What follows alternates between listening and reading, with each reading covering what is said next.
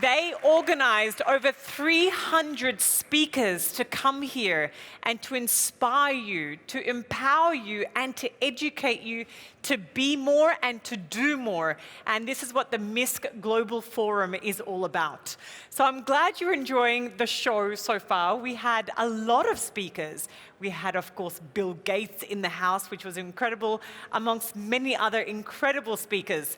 We have another great panel discussion coming up. We've been talking about change. There is so much change happening in everywhere, whether it's in our lives, whether it's in technology, now with the transformation, digital transformation of AI. The change in education and how we learn. Do we need to physically go to schools anymore to learn? No, we don't. We can be learning specifically from the comfort of our own homes, especially now with the power of the internet and the power of AI. The change in our workplaces is also happening. So this is what this next session is all about under the education pillar. We're going to be talking about the beyond the 9 to 5. Are we strictly going to have a job that's within the 9 to 5? No, we don't have to. So this is what this next session is all about. It's going to be exploring beyond the 9 to 5. So it is with my absolute pleasure now to invite our incredible panelist to the stage. I'm first going to invite our moderator. We had him here yesterday, and he's certainly a fireball. He's a serial entrepreneur. I want to please put your hands together for Familusi, known as Fab, also fabulous. Hey, Fab. Nice to have you back. Hey, Shireen. Thank you so much for that fabulous introduction. Thank you. Thank you. All right, good evening, ladies and gentlemen, and welcome to this session where we'll be talking about leadership in 2024 and beyond. Now, leadership in 2024 goes far beyond the traditional corner offices and the formal trappings of authority. Now, with rapid technological advancements, shifting work paradigms, and evolving employee expectations, the rules are fundamentally changed. Today's leaders must embrace modern management practices that prioritize adaptability, emotional intelligence, and exceptional communication skills to empower and uplift their teams. But what does this new era of leadership truly look like, and how does it resonate in practice? What strategies can emerging leaders adopt to thrive in this dynamic environment? Those are some questions my amazing panel will answer tonight. And I'm eager for you to meet the panelists, so let's go. She is an international best-selling author, empathy advocate, and award-winning founder of Empathy Everywhere. Ladies and gentlemen, Mimi Nicklin.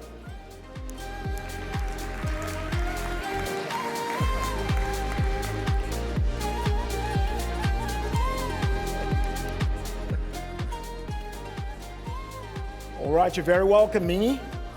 Next up, I'd like to invite the founder of Investors Mind Angel Investment Network and the partner at Saudi Arabia's leading startup studios, BIM Ventures. Please make welcome Ahmed Mirghani.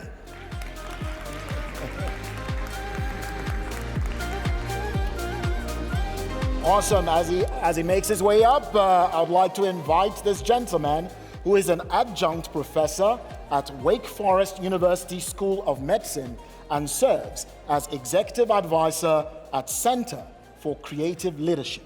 Ladies and gentlemen, David Altman.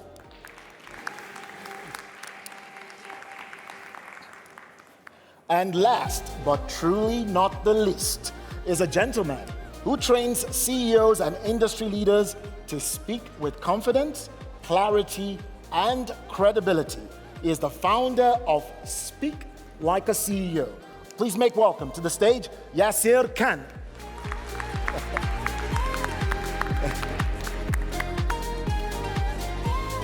All right. You're very welcome. Thank you very much. My amazing panel. So let's dive right in, shall we?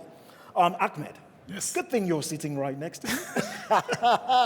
You come to us from, two angles.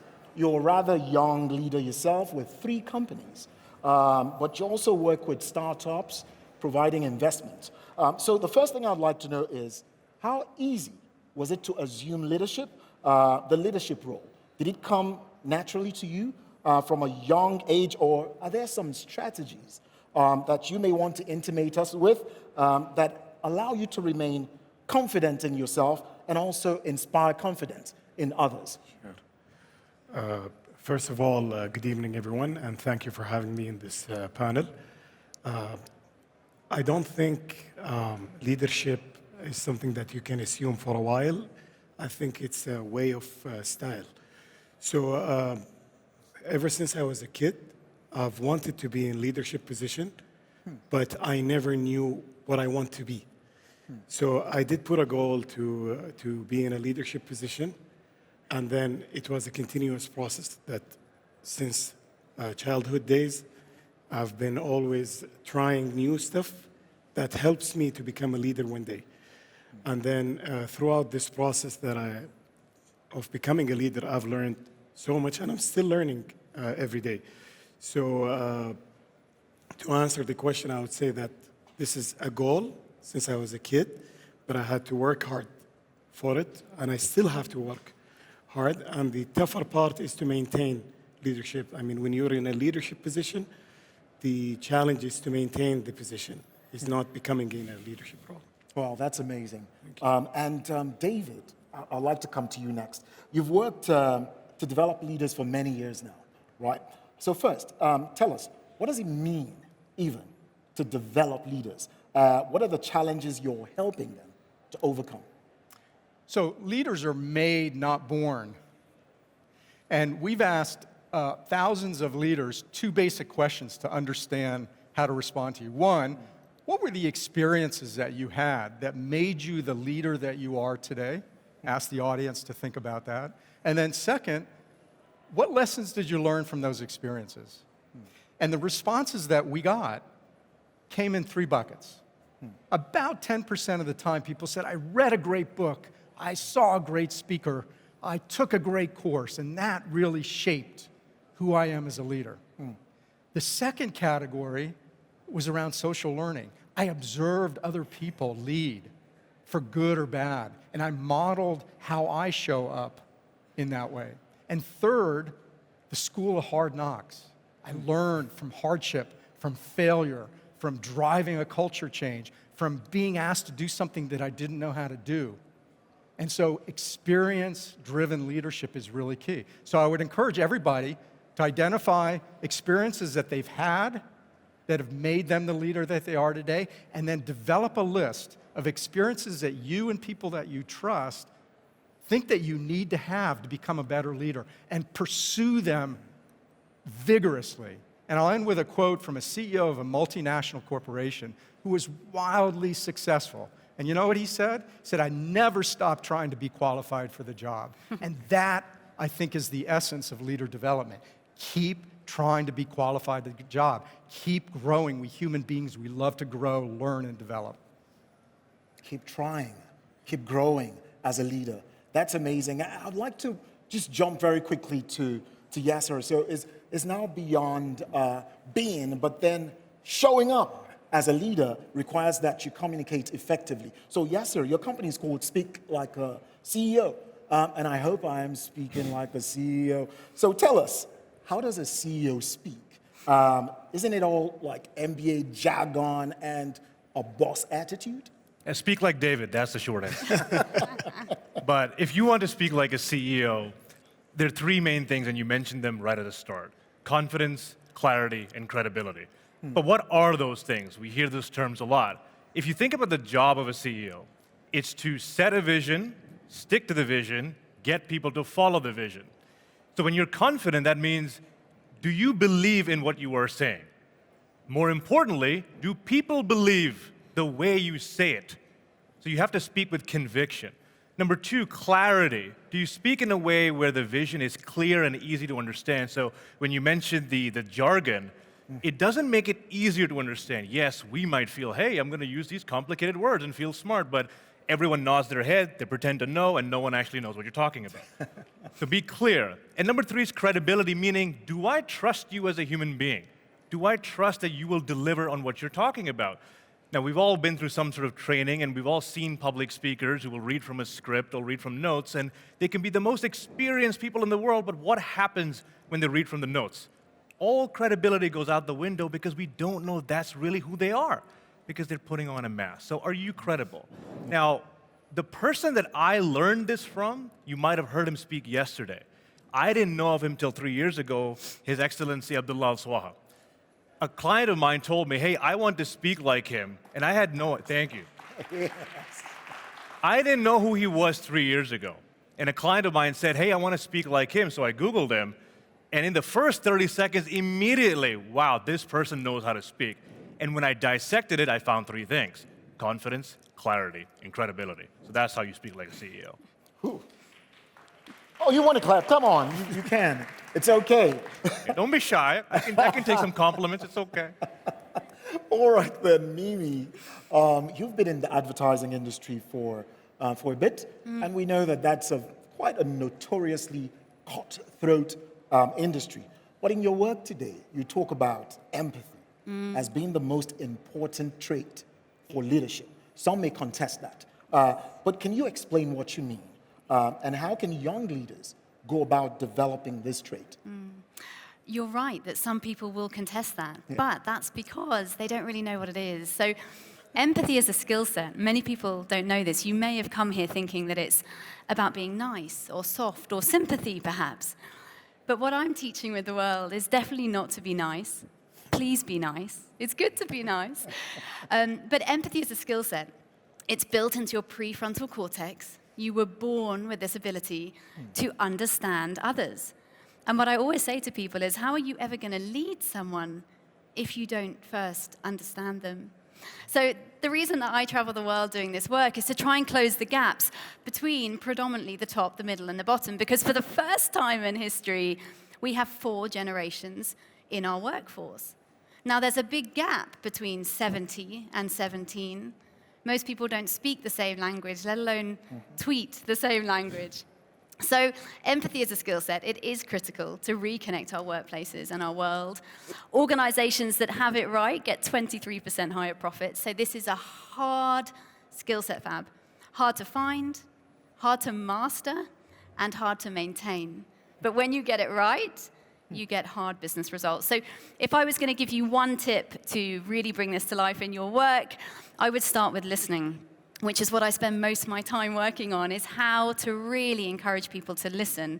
You may think you are listening, but really ask yourself this one question. Am I listening to reply, or am I listening to understand? And once you get that right, you entirely shift your relationships, including in leadership. That's amazing. Thank you. That's beautiful, actually. Are you listening? So it even starts with listening. And Mimi, we hear you loud and clear. Thank you. All right. So David, we hear Mimi, right?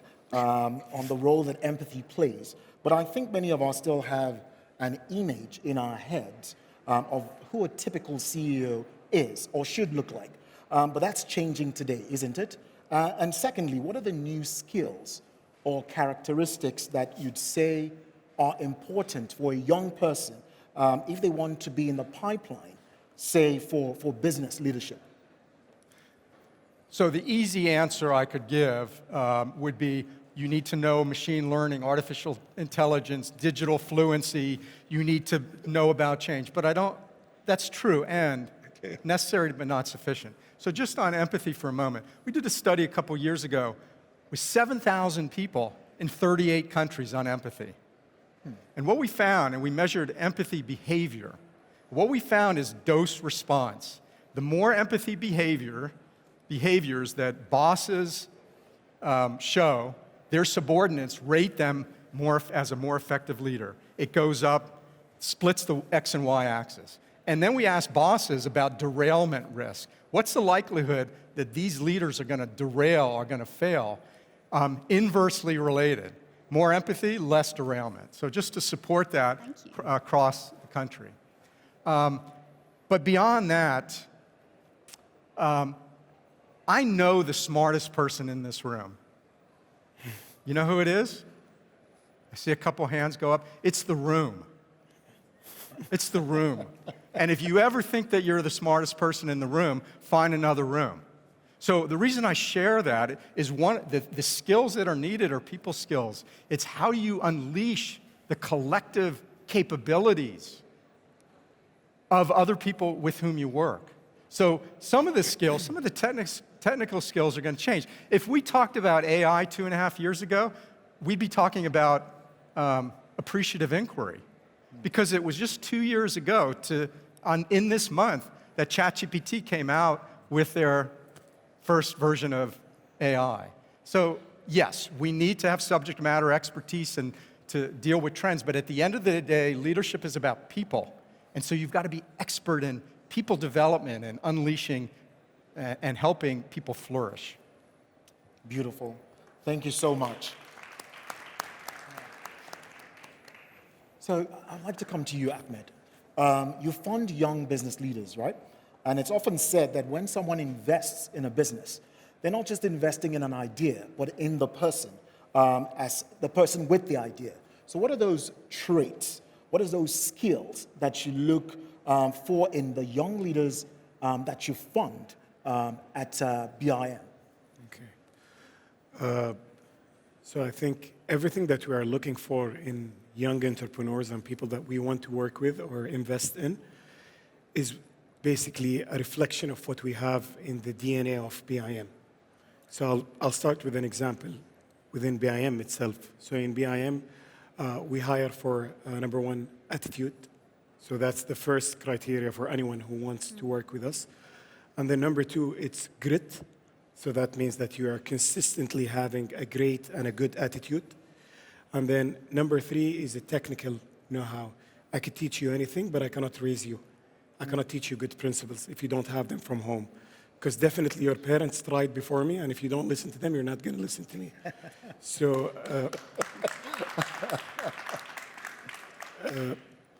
so when we start looking for, when we start looking at any investment opportunity, the first thing we look at is the attitude of the founders, and then the hunger that they have, the desire to success, and then the adaptability that they have, because entrepreneurship is all about being adaptable and able to maneuver your way and have the right business model all the time. And then number four, and it's one of the most important stuff, they don't have ego, right? So I don't want to do or I don't want to force my opinion, or I don't want you to force your opinion. I want to do the right thing. Mm-hmm. So these are some of the characteristics that we look for when we invest with anyone in BIM. Wow. Yes. That's an amazing list. And that's such a, I love that that's already built into the DNA of your business. And Yasir, I want us to talk a bit more about how these leaders communicate. So we know the business jargon is out, right? Now, you've trained founders, you've trained CEOs, and you've trained leaders of all types. What would you say are the top 3 most common challenges that they have in communicating, and what are the solutions to these challenges? How much time do you have? Okay, I'm going to pick the top 3 that come to mind. Let's go. The first one I call the curse of knowledge.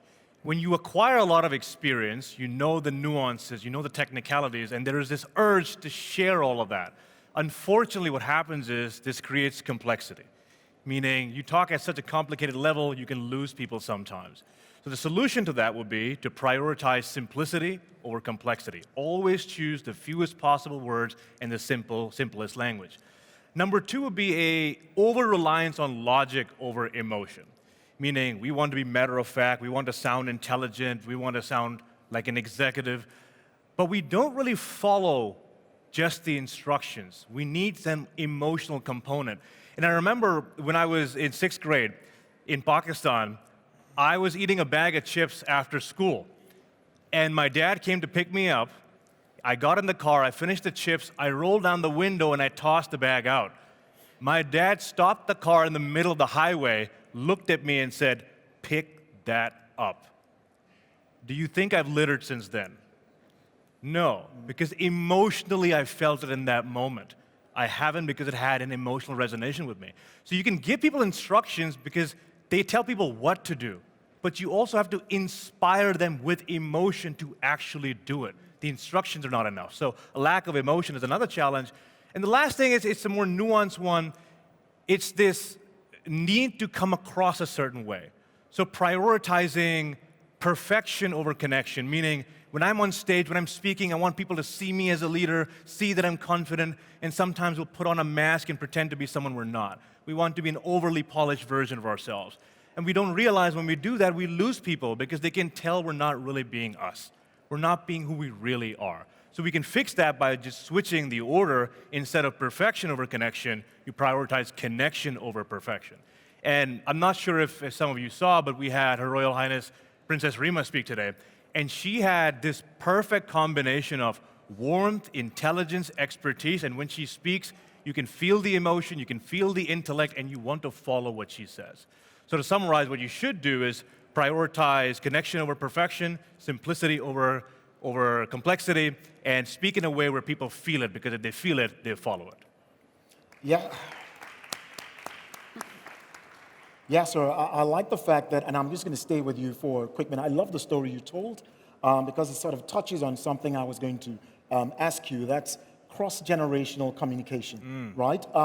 So sometimes it really feels like, the different generations speak completely different languages, right? Of course, communication goes both ways, but what advice would you give to a young leader specifically to help them communicate effectively with other generations? And can you suggest any resources to help them both understand and to be understood?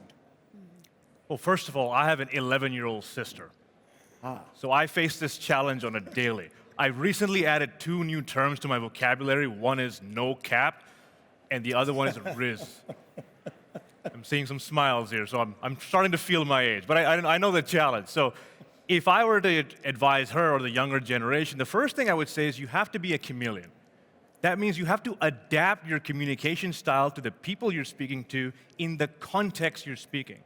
So just like you wouldn't speak to your children and your boss the same way, you would adapt your communication style. Similarly, you wouldn't speak to your friends and your boss the same way either. So can you adapt your communication style in a way that suits the older generation?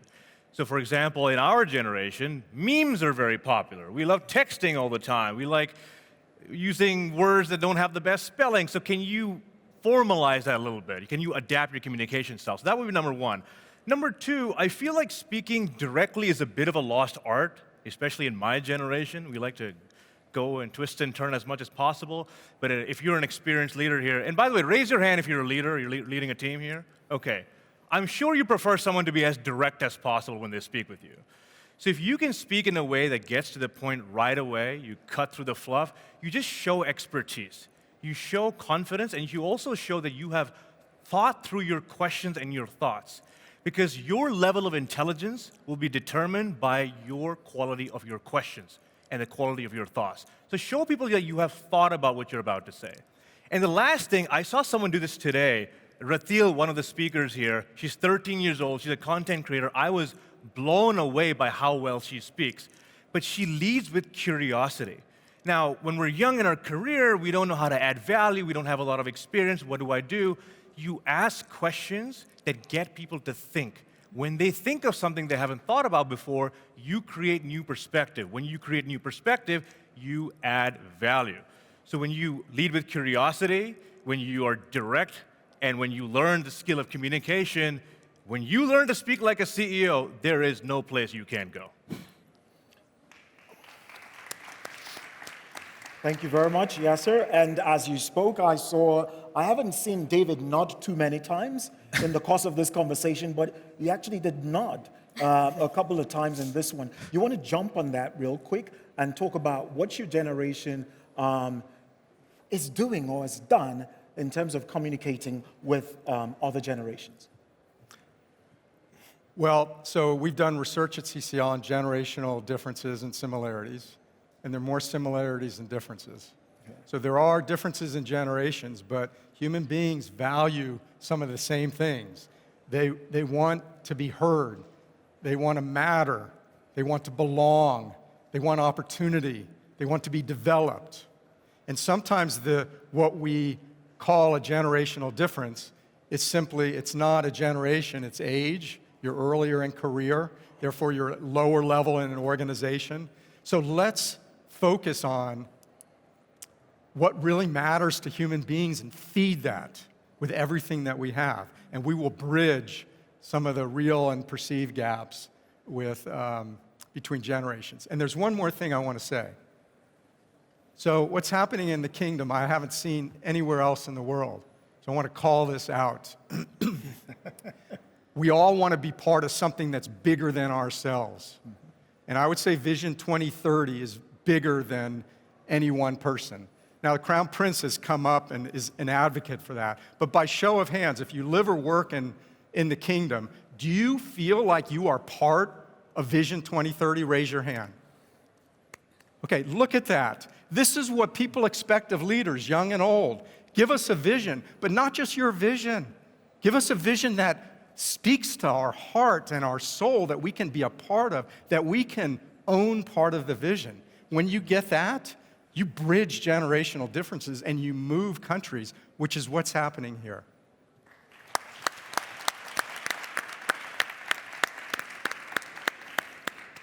No cap? I told you speaks like a CEO. All right. Ahmed, I'd like to come to you real quick. So when a business gets the investment it needs, its founder suddenly has to, lead more people and then answer to the stakeholders, which would be you and whoever you appoint to be on their board sometimes. So do you have a framework or a set of, milestones that you expect for a young leader in the first 100 days as they experience, this transition in the business? Sure. Well, I don't have a specific framework because I think this is a very unique situation for every founder by him or herself. However, there are principles that you need to have them in place before even getting the investment, because those are the principles that the investor decided to invest on those bases. So you just need to reflect whatever principles you've promised. You have to fulfill these promises, and then at the same time, you need to envision what you want the company to be like, and start from the first day to put these principles in the company itself.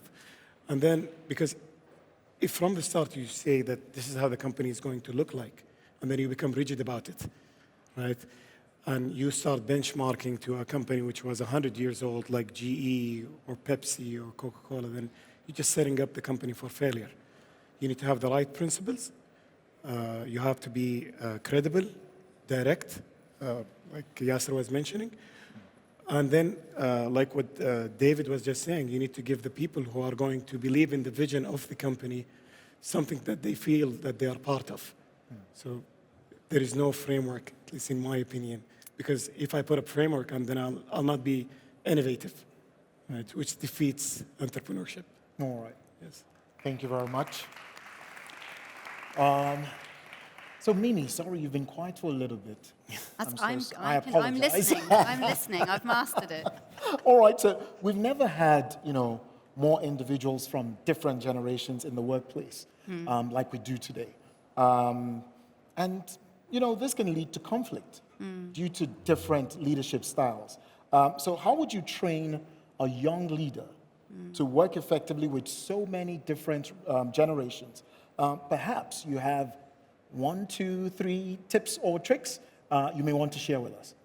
Well, the first thing I'd say is that I'd echo really something you just said, David, which is that we're all more alike than we are different. And I think it's worth a pause on that, because in our lives and in our world, and yes, in our workplaces, we spend so much time worrying about what makes us different, about how I speak differently or communicate differently. I like to email and you like to Slack and someone else likes to Teams.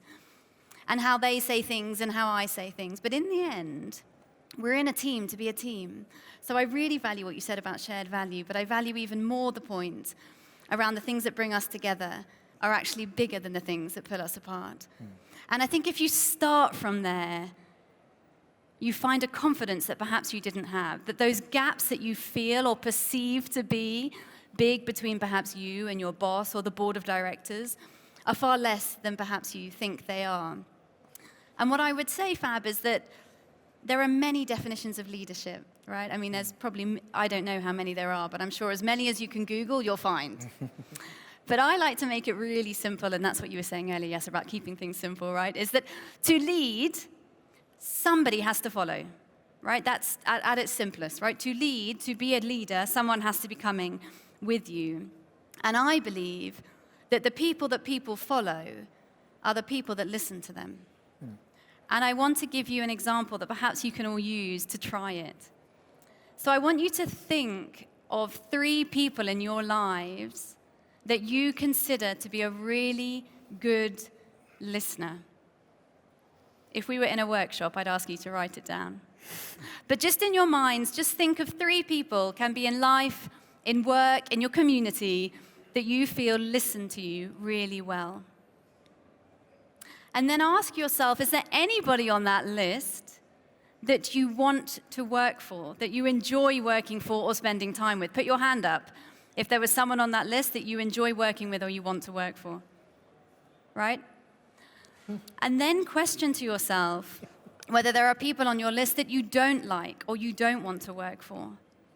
And what you will find is that the people that listen to you are fundamentally the people you like, respect, and want to work for. Because as David said, we were all born to be seen and heard. We don't do well when we're alone. We're a pro-social species.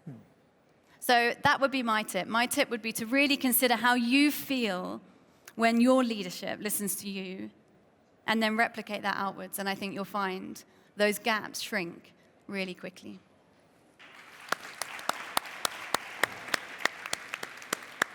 That's beautiful, beautifully said. I know we're running out of time really quickly, but at this point, I would like for you to, if there's one thing, Yasir, and for every one of you, but I'll start with Yasir, that you want people in this room to walk away with tonight, what would it be? I've talked about a lot of communication training and tips, but if I'm being completely honest, you can have all of the best skills to communicate, but if you don't have this one single ingredient, none of it will matter. And I learned this the hard way. I once did a presentation on public speaking anxiety. And I did a 75 slides, 17 methods to overcome your public speaking anxiety. There were 200 people there. When I finished it, someone came to me and said, Yasir, I'm speaking right after you. I'm really nervous. I'm really glad you talked about this. So I felt really good about myself. I'm pretty good. Thank you very much. I went, got my coffee, came back to see his speech. He walked onto the stage. He was visibly shaking. When he started speaking, his voice was shaking. He stumbled and he mumbled, and 2 minutes later, he put the clicker down and he walked off stage. Now, in that moment, my stomach was churning because I had just done a presentation on how to overcome your speech anxiety. So when I went to him afterwards, I said, what happened? I got nervous. Yeah, but I just did a speech on the 17 methods and the 75 slides on how to get over your fear of public speaking. And then he said something to me that I will never forget. He said, Yasir, I couldn't remember. I couldn't remember. And in that moment, I realized, what is the point of me being a good public speaker if people don't remember what I said? So you can have the best body language, the best gestures, the best vocabulary, the best polish in your speech. If no one remembers what you said, does it matter? So when you speak, when you present, when you're in front of people, try to be repeatable, meaning they listen to you, they remember what you said, and they can then tell other people about it. In order to be repeatable, you must speak in simple, plain, easy to understand language. So speak to be repeated. That's the advice I'd leave you with. Speak to be repeated, meaning. Oh, one thing. What I would say is that as young leaders, I know many of you are young leaders in the room, that you have huge power, particularly here, to change the world. And the data shows us that 52% of us, so half of this room, half of our world, is lonely.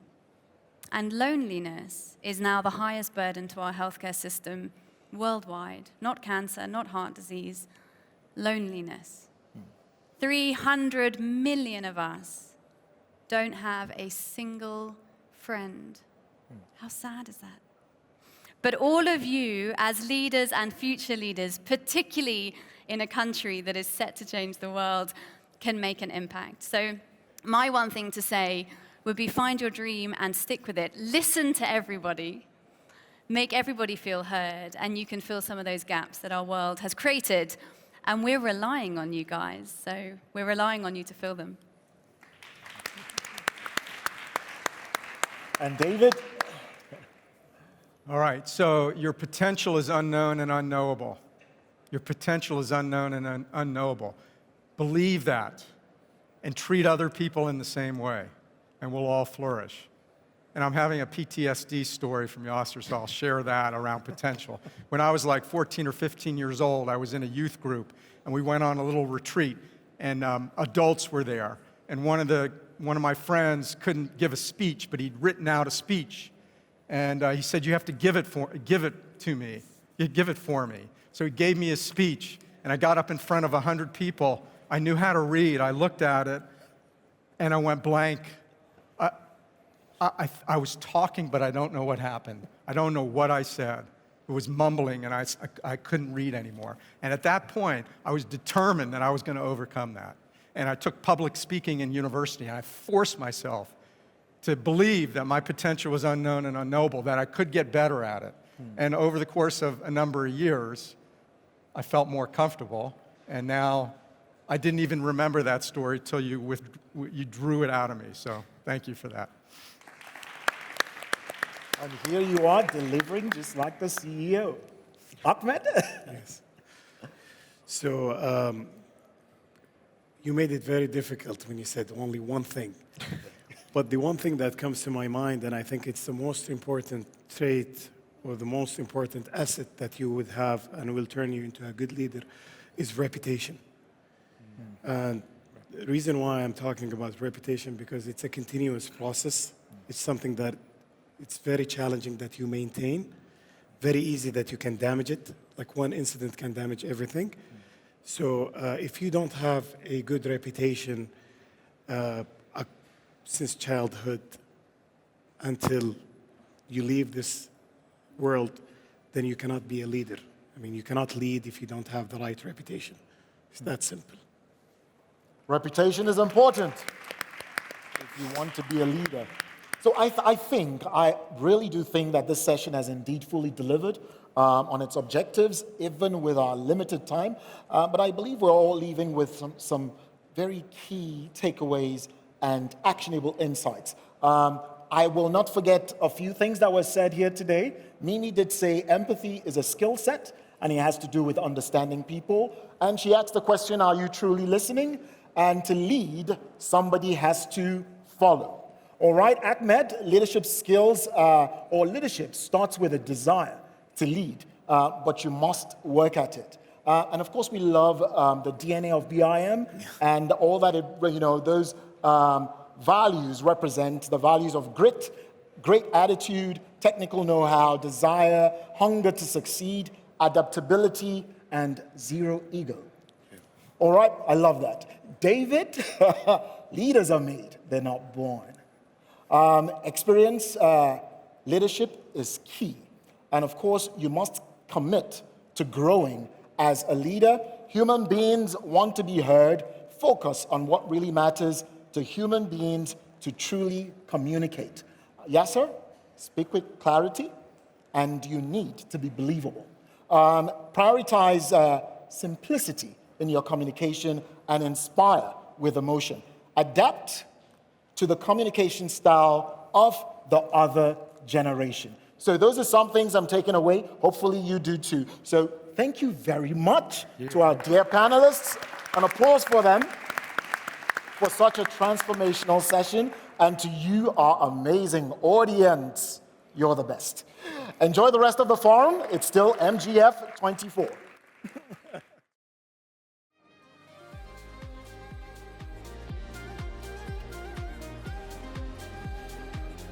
Thank you very much. We appreciate the time. Good to see you, Fab.